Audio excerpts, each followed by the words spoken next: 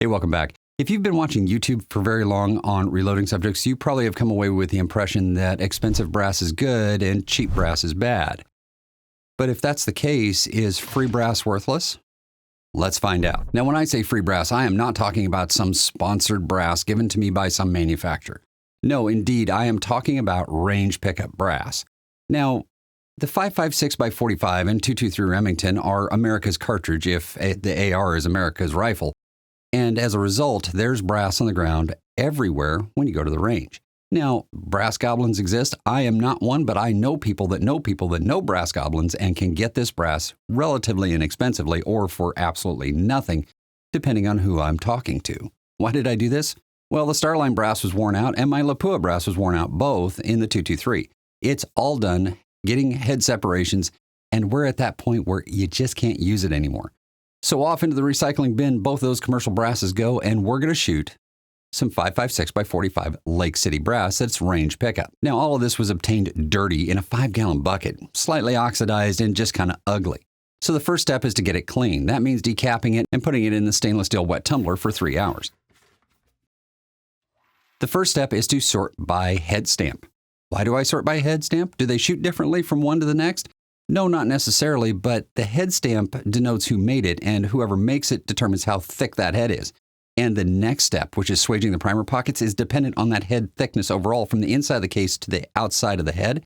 So you want to make sure you have them sorted out before you do the swaging. After looking at the totality of all the brass I had, I decided that I had more Lake City 2013 than anything else. So I decided to do that batch first. From there, I set up my RCBS swaging tool and went to work on the pockets, giving them the minimum swage I could to be able to get primers into them for sure without getting them caught at the mouth. At the same time, not opening up the primer pockets any more than absolutely necessary because I want this brass to last. So now we've cleaned it, sorted it, swaged it, and it's time to do our loading process, and that starts with our amp annealer.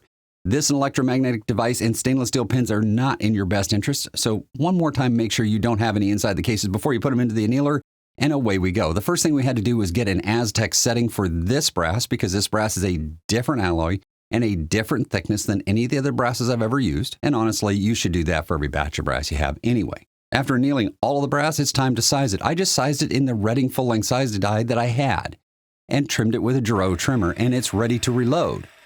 But is it? Difference in internal capacity of the brass could make major differences in pressure, velocity, and safety.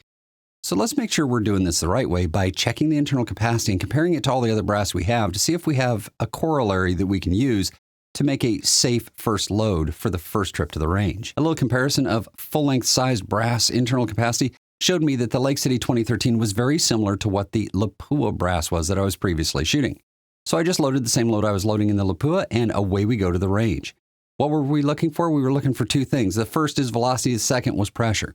We didn't get any pressure signs, and we got some velocity indications that were pretty similar to what the Lapua was giving us. So back to the loading bench we go to check the actual internal capacity. Why are we doing this? So we can feed that information into Gordon's reloading tool to get a better idea of which direction we need to go to correct the load to the center of the node so that we have a very high performance load on the very first try when we're shooting groups. Gordon's reloading tool with its OBT function suggested that I reduce the charge somewhat to get into the node. The first trip to the range, shooting a 5-shot group, showed this 380 thousandths 5-shot group shot from a very stable position on the ground. The next trip to the range, I shot 2 10-shot groups just to see if it held. Off the top of the bench, in a modified prone position with a bipod and a floppy rear bag. And I got these two. 10 shots in just over 600 thousandths in a very unstable position. This is working just fine. Now, is the 600 thousandths inconsistent with the 380 thousandths? Absolutely not. You would expect the group size to grow anywhere from 30 to 50% from your 5-shot group average to your 10-shot group average. So in reality, we can back calculate that the likely average group size for 5 shots is a little over 400 thousandths, which is perfectly adequate for PRS and for practice, although I did find that it appears to be a little out of the node. I need to reduce that charge just a touch more.